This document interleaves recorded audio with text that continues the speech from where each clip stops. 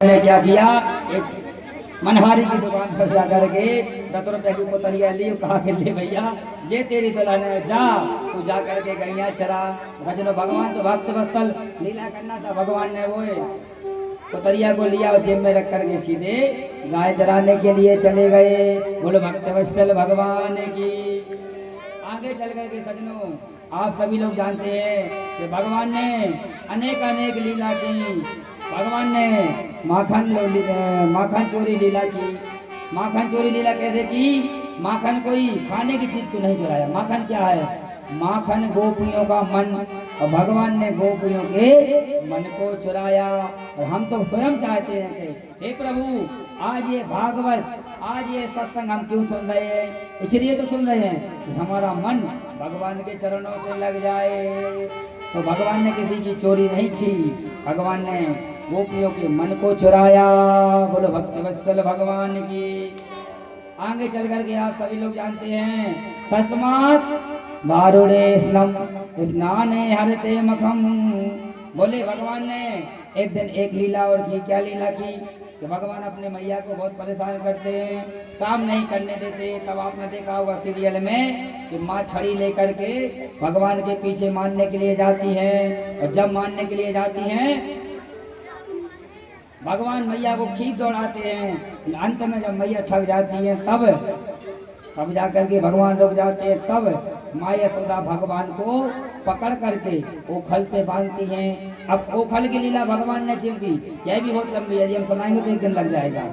संक्षिप्त में आप इतना समझ लो कि ओखल की लीला भगवान ने इसलिए क्यों? क्योंकि नंद जी के आंगन में 2 वृक्ष लगे थे जिनका नाम था यमलार्जुन। यमलार्जुन कौन है?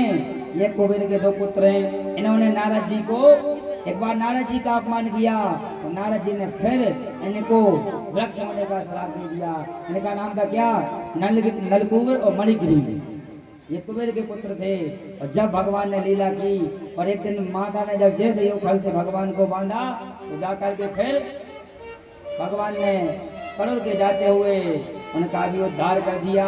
इसके बाद ऐसी कथा आती है कि नंद बाबा ने सभा बुलाई। तो सभा में बुलाया, क्या कहा कि भैया जब से हमारा लाला हुआ है आप देख रहे हैं कि हमारे ऊपर एक ने एक संकट आते रह रहा। कभी कोई आ रहा, कभी कोई आ रहा। बताओ आज हमारा लड़का बच गया, दोनों पेड़े पट गए, मर जाता बेचारा। 80 साल की उम्र में तो हुआ है, अब हम इस जगह पर नहीं रहेंगे। तब नंद बाबा के नंद थे उपनंद। उन्होंने कहा भैया सही बात है, ऐसी जगह को हमें त्याग देना चाहिए। तुलसी वहां न जाइए जहाँ कंचन बरसे मेघ। मतलब हमें ऐसी जगह पर नहीं जाना चाहिए जहाँ पर हम खुश ना हो, नहीं रहना चाहिए। तब जाकर के सजनों ऐसी कथा आती है कि सारे गोकुलवासी वृंदावन के लिए चले जाते हैं। और जैसे ही कंस को पता चलता है कि सभी लोग ब्रज के लोग वृंदावन चले गए तो लिखा है वनम वृंदावनम पश्यम नव कारणम मयम गोपी गोपी वदाम गत्वा सेव्यम पुत्री तदम। सारे ब्रजवासी वृंदावन में वास करने लगे। कदाचित यमुना तीरे वश्यम योष्करः वश्येनम कुसुमे फलो भक्त्यम अमृतादकम। सभी लोग वृंदावन में रहने लगे। तब कंस ने अपने एक दूत को और भेजा। कौन है वो? आज भगवान गाय चराने के लिए वन में जाते हैं और कंस का एक राक्षस जो बछड़े के रूप में आया, आपने देखा होगा। जैसे ही बछड़े के रूप में आया तो भगवान बालकृष्ण ने मानो ऐसा बलराम जी के इशारा कर दिया कि भैया आज हमारे मामा ने एक नया खिलौना भेजा है, क्यों ना हम इसका उद्धार कर दें। जिसका नाम था क्या? वृत्तासुर। वृत्तासुर बछड़े के रूप में आया और भगवान की गांव के बीच में छुप गया। वृत्तासुर सोच रहा था कि हमने के धोखे से मार देंगे। बहुत पहने सींग थे वृत्तासुर के। उसने सोचा कि हम सींग घुसेड़ देंगे तो उसका कल्याण हो जाएगा। लेकिन बलराम जी पीछे से गए और जा करके और बछड़े के दोनों पैर पकड़े और ऐसे घुमाया और जा करके फिर वृत्तासुर का गोविंदाय नमो नमः हो गया, पछाड़ा लगा दिया। बोलो भक्त वत्सल भगवान की जय हो। आगे अगासुर, बकासुर, अरिष्टासुर इत्यादि तमाम दैत्यों का भगवान ने उद्धार किया, क्योंकि हमें दैत्यों की कथा नहीं सुननी, कथा सुनेंगे तो भक्तों की कथा सुनेंगे। राक्षसों का उद्धार तो भगवान ने किया ही है। तो अगासुर, बकासुर, धेनुकासुर, ना जाने कंस के जितने भी प्रिय मित्र थे, कंस ने पहले उनको ठिकाने लगवा दिया और सबका ही भगवान ने फिर उद्धार कर दिया। बोलो भक्तवत्सल भगवान की जय हो। अंत में ऐसी कथा आती है, इस कथा के बाद हम आरती करेंगे, बस 5 मिनट और लगेंगे। अंत में ऐसी कथा आती है कि ब्रह्मा जी को याद आया कि हमने सुना था कि ब्रज में किसी ब्रह्म ने अवतार लिया है। तो एक समय की बात है, राजा परीक्षित को सुखदेव जी बड़े भाव विभोर होकर कथा सुनाते हैं। क्या सुनाते? विवदेवेनो जठरम पश्ये श्रवणे नम नमः वामेंगम हृदयम मना। मतलब अपने मन से और अपने अंगों से इशारा करते हैं। जैसे हमें हाथ हिला रहे तो मन और हाथ हिला करके कथा सुना रहे हैं। कौन? सुखदेव जी राजा परीक्षित को समझाते हुए बोले, एक बार की बात है कि भगवान गाय चराने के लिए गए और जैसे ही गाय चराने के लिए गए तो क्या किया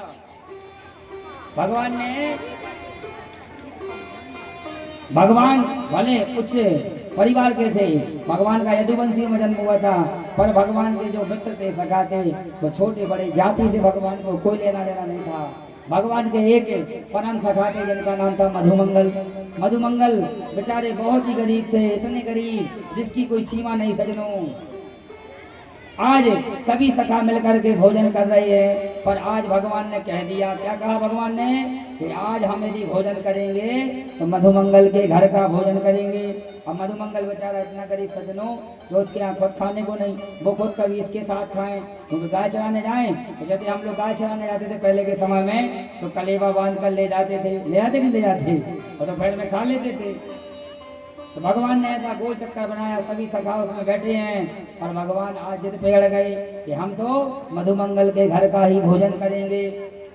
आज मधुमंगल जैसे सुना बोले हमारे यहाँ तो कुछ नहीं है, बोले तो हम भोजन नहीं करेंगे। भगवान ने अपना थैला रखा और साइड में रख दिया। मधुमंगल बेचारा दौड़ता हुआ घर गया और अपनी माँ से कहता कि हे माँ, आज पता है उस कन्हैया ने भारी सभा में क्या कहा? बोले क्या कहा?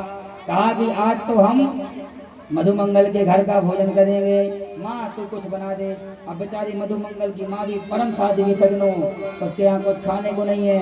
वो तो बेचारी भगवान का भजन करती थी और मोहल्ले में जा करके मधुकर यानी कि मांग कर लाती थी, और कुछ खाने को नहीं था। तब मधुमंगल ने बार बार कहा, नहीं मैया तो कुछ बना दे, तो कुछ बना दे। तब उसकी माँ को याद आ गया कि हाँ बेटा जा अंदर, हमारे घर में कम से कम 3 दिन पुरानी छाछ कैसे बोलते मठा, 3 दिन पुरानी छाछ और बेसन रखा है, ला बेटा मैं कड़ी बना देती हूँ। कड़ी बनाई और कड़ी बना करके एक मटकी में, पहले मट्टी के बर्तन चलते थे, तो मटकी में रखी और ले गई। मधुमंगल जैसी भगवान के पास पहुंचे और मधुमंगल को याद आ गया कि अरे ये क्या है, कड़ी थोड़ी भगवान खाएंगे, वो तो माखन मिश्री खाने वाले हैं, कड़ी थोड़ी खाएंगे। तो सज्जनों फिर ऐसी कथा आती है कि मधुमंगल झाड़ियों के पीछे लुक गए और कहा कि अब इसको फेंका नहीं जाए, कम से कम गाली तो हमें सुनने को मिलेगी, काहे को भूखे रहे, हम ही कड़ी खा लेते हैं। और जैसे ही कड़ी मधुमंगल ने खाई, उस परमात्मा वो तो परम पिता थे भगवान, उन्होंने देखा कहा अरे सखा वो झाड़ के पास कोई छुपा देखो। जैसे ही सारे सखा झाड़ के पास देखने के लिए दौड़े तो मधुमंगल घबरा गया, और मधुमंगल ने जल्दी जल्दी में सारी कड़ी पी ली। अब जल्दी जल्दी में कोई काम होता है तो गलत होता ही है, कड़ी पी तो वो कड़ी सीधे बह गई, और जब कड़ी बह गई और मटकी फेंक दी। भगवान ने कहा अरे मटकी में देखो, मटकी में कड़ी होगी, देखा मटकी में कड़ी नहीं, फूट गई। तो खपुड़ियाँ उठाई, कुछ लोग वो चाटने लगे। अब भगवान ने कहा हमारे लिए तो कुछ बचा नहीं। इधर ब्रह्मा जी ने देखा, ब्रह्मा जी को पता था कि ब्रज में परमात्मा ने अवतार लिया, चलो हम दर्शन करके आते हैं। और जैसे ही देखा भगवान क्या कर रहे, भगवान ने कहा हमें तो बची नहीं। तो मधुमंगल के शरीर में कड़ी रह गई थी, तो भगवान पर बड़े भाव से गए और मधुमंगल का मुंह चाटने लगे। और जैसे ब्रह्मा जी ने देखा कि अरे ये ब्रह्म है, बताओ ऐसे तो शुद्धि अशुद्धि का ज्ञान ही नहीं है, ये कैसे भक्त का मुंह चाट रहा है, अरे ये तो कोई घिना है, ये तो कोई घिना है, बताओ मुंह चाट रहा है। तब ब्रह्मा जी ने सोचा चलो ठीक है, यदि ये ब्रह्म है तो क्यों ना इनकी परीक्षा ले ली जाए। सजनों फिर ऐसी कथा आती है कि ब्रह्मा जी ने फिर भगवान पानी पीने के लिए गए, तो ब्रह्मा जी ने गाय और सारे ग्वाल बालों का हरण कर लिया, किया कि नहीं किया। तब भगवान ने हरण कर लिया, ब्रह्मा जी ने हरण कर लिया और ब्रह्म लोक में ले गए। जैसे ही भगवान लौट करके आए, देखा कि सखा और गाय सब लोग गोल, सब लोग गोल। देख करके समझ गए अरे भैया ये तो गड़बड़ है, क्या किया जाए। तब भगवान ने अपनी माया से सारे ग्वाल वाला बछड़ों को बनाया और कम से कम कई वर्षों तक अपने पास रखा। जब ब्रह्मा जी का एक कल्प बीत गया, एक कल्प मतलब 1,00,000 वर्ष, 1,00,000 वर्ष बाद ब्रह्मा जी ने देखा कि अरे कोई खबरें नहीं, कोई ढूंढने नहीं आया, ये तो बेचारे यहाँ रह रहे, हम खावे पीवे की व्यवस्था करते परेशान है। इधर सच हुआ यूं तो ब्रह्मा जी ने देखा, क्या देखा कि वही ग्वाल वाल बछड़े ब्रज में और वही ब्रह्मलोक में। ब्रह्मा जी थोड़े ब्रज में जाए, थोड़े यहाँ जाए, और ब्रह्मा जी की फिर बुद्धि चकरा गई। अब भगवान ने सोचा चलो ब्रह्मा जी को अभिमान है कि हम ही ब्रह्म है और हमें पाखंडी समझ रहे, चलो इनको मजा चखा दिया जाए। तब भगवान ने क्या किया, भगवान ने भी ब्रह्मा के जैसा रूप लिया और ब्रह्मलोक में चले गए और जाकर के कहा कि अपने वही सभा बुलाई, बोले भैया सारे सैनिकों को इकट्ठा कर लिया। बोले सुनो सारे सैनिकों, बोले क्या महाराज क्या आ गया है। बोले आजकल पाखंडी बहुत घूम रहे हैं, हमारे जैसे बहरूपिया घूम रहे हैं, और हमने सुना कि हमारे जैसा ब्रह्मा भी कहीं घूम रहा है, और यदि ब्रह्मा यहाँ पर आए हमारे जैसा तो तुम लोग अपने हिसाब से देख लेना। सजनों और ऐसा कहकर भगवान अदृश्य हो गए।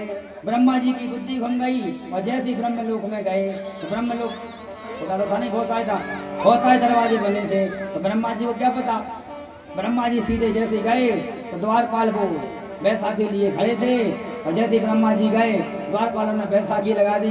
ब्रह्मा जी जैसे गए तो ब्रह्मा जी भड़ाक से गिर पड़े। ब्रह्मा जी की बुद्धि खराब, बोले क्या हो गया, कहाँ से आ गए।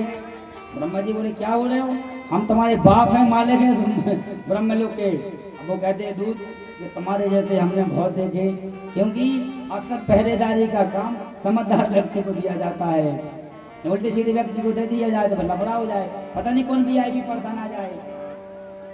लेकिन सजनों अब ब्रह्मा जी ने सोचा हमें लगता है कि हमारे पहरेदार नशा करके आए हैं, और जैसे ही एक द्वारी से दूसरे द्वारी पर गए और दूसरे वाले ने तो और बेकार, दूसरे वाले इतने खतरनाक, क्योंकि दूसरे वाले द्वारपालों ने एक बार ब्रह्मा जी से छुट्टी मांगी और ब्रह्मा जी ने देने से मना कर दिया कि अभी नहीं, अभी गार्ड की व्यवस्था नहीं है। तब सजनों ऐसी कथा आती है कि ब्रह्मा जी दूसरे द्वार से गए और दूसरे बार तो गुस्सा के गए थे, गुस्सा तो थे ही। जैसे ही ब्रह्मा जी घुसे गए तो उनने ना कुछ कहा ना सुना और सीधे ब्रह्मा जी को देना चालू कर दिया। दे ब्रह्मा जी को, ब्रह्मा जी की हड्डी पटली ढीली हो गई। ब्रह्मा जी समझ गए कि अरे क्या लफड़ा है। तब ध्यान धर के देखा कि अरे ये तो टेढ़े टांग वाले की माया है। तब जा करके ब्रह्मा जी फिर तीसरे द्वारे पर गए और तीसरे द्वारे पर जैसे गए प्रार्थना करी, कहा भैया सुनो पहले हमारी बात, मारना नहीं, पहले हमारी बात सुनो। हमें पता है कि हम बहरूपिया हैं, पर हम तुम्हारे असली ब्रह्मा से मिलना चाहते हैं, तुम लोग जाओ और खबर दे करके आओ। सजनों ऐसी कथा आती है, पर वो दूत जाते हैं अंदर। परम पिता परमेश्वर भगवान बालकृष्ण ब्रह्मा के रूप में बैठे, कहा कि आपसे कोई आपकी शकल का मिलने के लिए आया है। तब जाकर के भगवान ने कहा भेज दो, और जैसे ही भेजा तो केवल ब्रह्मा जी को वही टेढ़ी टांग वाले कड़ी चाटने वाले दिख रहे हैं, बाकी ब्रह्मा को ब्रह्मा दिख रहे हैं। और बड़े ब्रह्मा ने बड़े भाव से प्रार्थना करी, अपराध शास्त्राणि दासो वामति माम मत्वा क्षम्यताम परमेश्वरा। हे प्रभु, जो मुझे अभिमान था कि मैं ब्रह्मा हूँ और आप तो भक्तों के भगवान हैं, आप भक्ति के लिए कुछ भी कर सकते हैं। और सजनों, हमारे भगवान कब प्रसन्न होते हैं? पत्रम पुष्पम फलम तोयम। भगवान कहते हैं कि चालाकी जिसने की उसको मैना मिला। चालाकी जिसने की उसको मैना मिला। जो ज्यादा बनावटी, जो ज्यादा पूजा पाठ करता है, जो ज्यादा दिखावा करता है, भगवान उसके लिए कभी नहीं मिलते। और जो भगवान को सच्चे भाव से भजता है, भगवान उसके लिए मिल जाते हैं। बोलो भक्त वत्सल भगवान की जय हो। आज की कथा को हम यहीं विराम करते हैं और कल गोवर्धन लीला और रुक्मणी विवाह की कथा होगी।